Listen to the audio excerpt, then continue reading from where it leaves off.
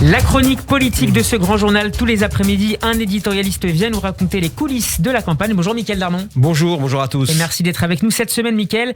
Le grand enjeu est à droite. Valérie Pécresse organise dimanche son premier grand meeting de campagne. Et oui, ce sera un tournant où elle réussit le Zénith, où elle ne réussit pas. Le Zénith, le meeting du Zénith doit être un acte fondateur. Il ne faudra pas faire de l'intime, dit un élu, en faisant référence au meeting la semaine dernière de Marine Le Pen, mais plutôt intimer à l'opinion sa feuille de route, sa vision de la France, son rêve pour le pays. D'ailleurs, je peux vous dire qu'à la dernière réunion du comité exécutif au QG de campagne autour de la candidate, Roger Carucci, l'élu des Hauts-de-Seine, lui a conseillé: tu dois faire du Martin Luther King. Bon, pour l'instant, cette campagne, on peut dire que ça boxe plutôt dans le vide, comme le confie un autre élu. Vous savez, en ce moment, ils font du kata, ces gestes de karaté qu'on fait tout seul. La campagne commencera vraiment quand Emmanuel Macron entrera lui-même en campagne. Mais pourtant, cette semaine, Mickaël, le mercato à droite a commencé chez les macronistes. Et oui, avec Éric Woerth, le président LR, bientôt ex-LR de la Commission des Finances.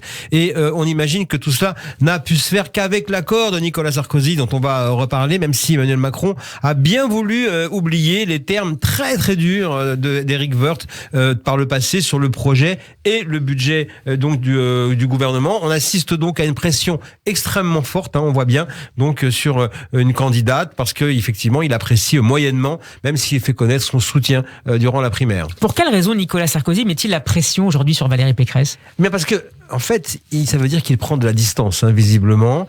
S'il n'est pas enthousiaste à l'égard de Valérie Pécresse, c'est le mot qu'on puisse dire, il n'est pas encore passé totalement chez Emmanuel Macron. Il veut être certain que si Pécresse ne décolle pas, il faut attendre encore un petit peu. Alors, à ce moment-là, il prendra le risque, il attendra encore 8 ou 15 jours, et si elle ne progresse pas, à ce moment-là, il donnera donc son sentiment. Ses amis, vous savez, non plus, les Sarkozy, ce ne sont pas vraiment des pro-Pécresse. Elle est en restée trop chiracienne à leur goût. Et les sarkozystes, tout simplement escomptent que Valérie Pécresse échoue dans cette campagne. Donc, si les courbes se croisent bientôt avec Emmanuel Macron, alors Nicolas Sarkozy vendra un discours de rassemblement, vous savez, sur le thème, étant donné les problèmes à régler dans le pays, il y a des passerelles possibles avec Emmanuel Macron, et il vendra un contrat de législature sur la base d'une coalition à l'allemande. Et les experts en éléments de langage forgeront donc une formule du style: on ne rallie pas Macron, mais on soutient la France.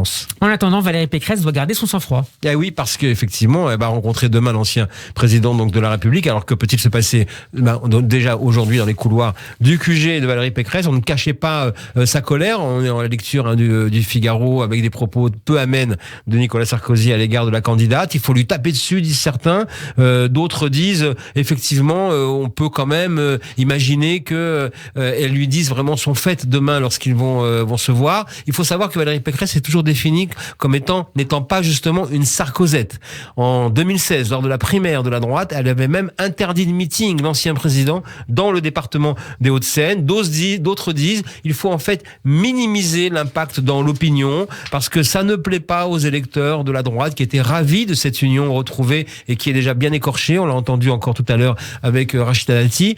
Il est vrai aussi que l'ancien président conserve certes une ligne, un groupe de fans, mais son influence quand même se réduit, et sa grille de lecture de son comportement est également celle-ci. Il maximise un rapport de force parce qu'en fait, il a beaucoup à perdre. Par exemple ? Son influence. C'est un peu la seule chose qui compte aujourd'hui à ses yeux. Vous savez, Nicolas Sarkozy a inventé le mandarinat post-présidentielle, mais depuis, le monde a changé, l'époque a changé, et Nicolas Sarkozy n'a plus que le périmètre du pouvoir pour exister. Or, si la droite retourne à l'Élysée, que se passe-t-il ? Il sera à ce moment-là vraiment mis à la retraite. Donc la question se pose pour lui. Est-ce qu'il n'a pas plutôt intérêt à ce que son ancienne ministre perde ? D'ailleurs, ça n'est pas un hasard. Il y a quelques jours, il a déjeuné avec Emmanuel Macron, et il lui a soufflé lors d'un déjeuner le nom d'une éventuelle première ministre pour donc le deuxième mandat en cas de réélection. Il s'agit de Christine Lagarde, actuellement donc à la BCE, à la Banque Centrale Européenne. On visualise donc un peu le dessous des cartes qui anime tous ces acteurs. Macron, qui n'est pas encore candidat, se sert de Sarkozy pour séduire la droite. Sarkozy, lui, se sert de Macron pour montrer qu'il existe toujours dans le jeu et faire comprendre qu'il est en fait peut-être même déjà réélu. Et bien pendant ce temps, les Français, eux, placent l'amélioration du pouvoir d'achat et les frustrations sociales au premier rang de leur priorité, de leur préoccupation, et le désir d'abstention grandit. Conséquence, les conditions pour un accident démocratique se mettent en place. On ne pourra pas dire qu'on n'a pas prévenu. Merci beaucoup Mickaël Darmon. On peut réécouter En route vers la présidentielle en podcast sur radioj.fr. Lundi, nous serons en compagnie de Laetitia Krupa. À jeudi prochain, Mickaël.